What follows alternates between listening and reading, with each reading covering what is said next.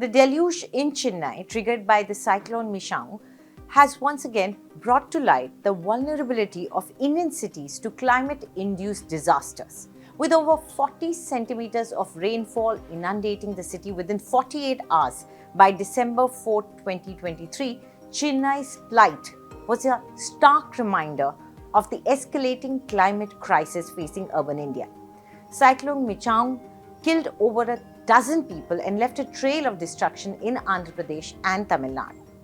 The most vivid images that emerged were of submerged residential buildings and cars being washed away in water currents on inundated roads.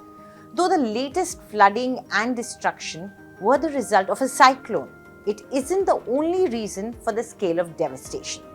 Chennai is no stranger to flooding. The city was submerged in a historic flood in 2015 due to heavy rainfall from the northeast monsoon. This event was a wake-up call, highlighting the consequences of inadequate urban planning and poor institutional capacity. The causes of such flooding are multifaceted. Heavy rainfall, inadequate drainage systems, and the incapacity of rivers to manage high discharge levels are primary contributors. Urbanization plays a significant role, with encroachments on major water bodies and ecologically sensitive zones increasing the situation to mammoth scales. The flat terrain in the case of Chennai further complicated matters as water failed to drain efficiently. But it's not just Chennai. Many other Indian coastal cities are at the risk of flooding. Chennai's struggles are a part of a broader narrative of climate vulnerability across Indian cities. Kolkata and Mumbai, for example, face significant risks from sea level rise, tropical cyclones, and riverine flooding. These densely populated metros are already witnessing the impacts of climate change, with increased intensity of rainfall and flooding, as well as heightened drought risks. The World Bank's commissioned report by the Potsdam Institute of Climate Impact Research and Climate Analytics warned that India, being close to the equator, will experience higher sea level rises than higher latitudes. This poses a severe threat to coastal cities through saltwater intrusion, impacting agriculture, degrading groundwater quality, and potentially leading to an increase in waterborne diseases. A report by the Intergovernmental Panel on Climate Change, or the IPCC, in 2021 had dire warnings for India.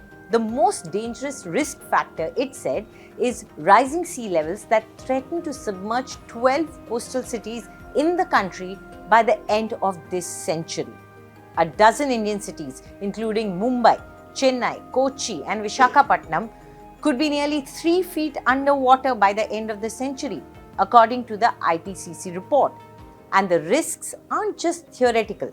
More than 7 million coastal farming and fishing families are already feeling the effects.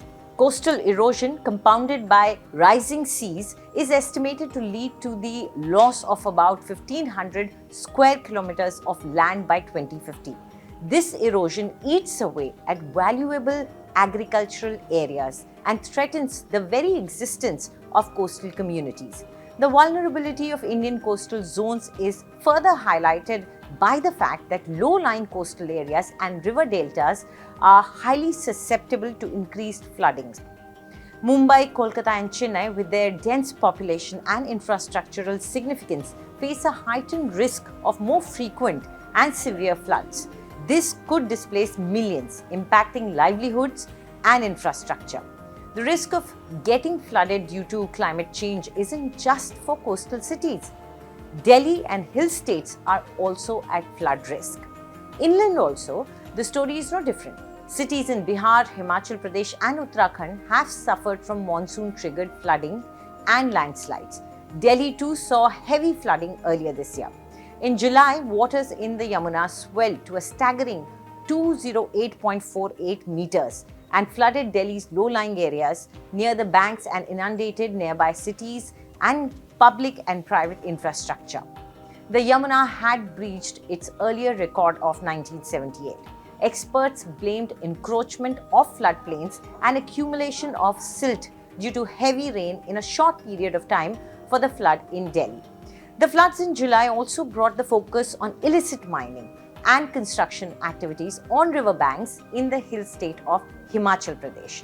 The pattern of extreme weather events is changing, with flood-prone areas becoming drought-prone and vice versa, affecting over 40% of Indian districts.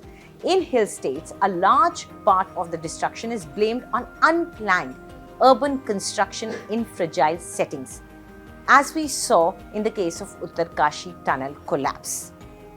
Now let's come back to Chennai.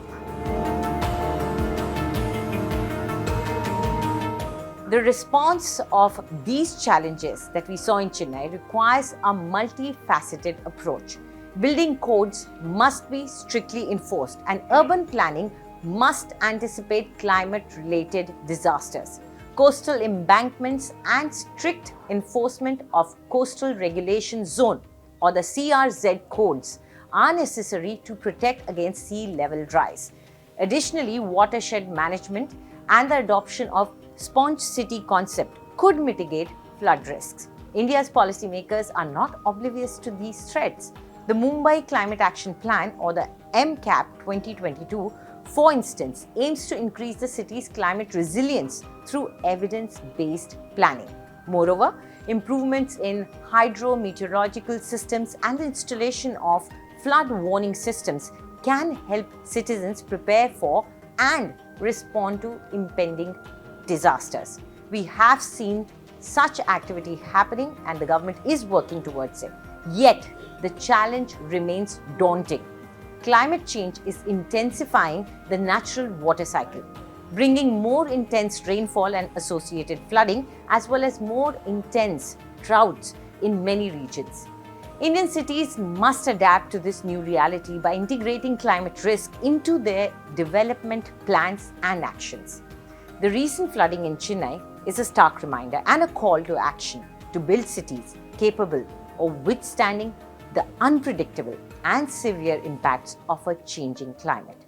As Indian cities continue to grow and attract more residents, there has never been a greater urgency for resilient infrastructure and sustainable urban planning. Do tell us what you think about this video in the comments section, and for more news updates, subscribe to India Today.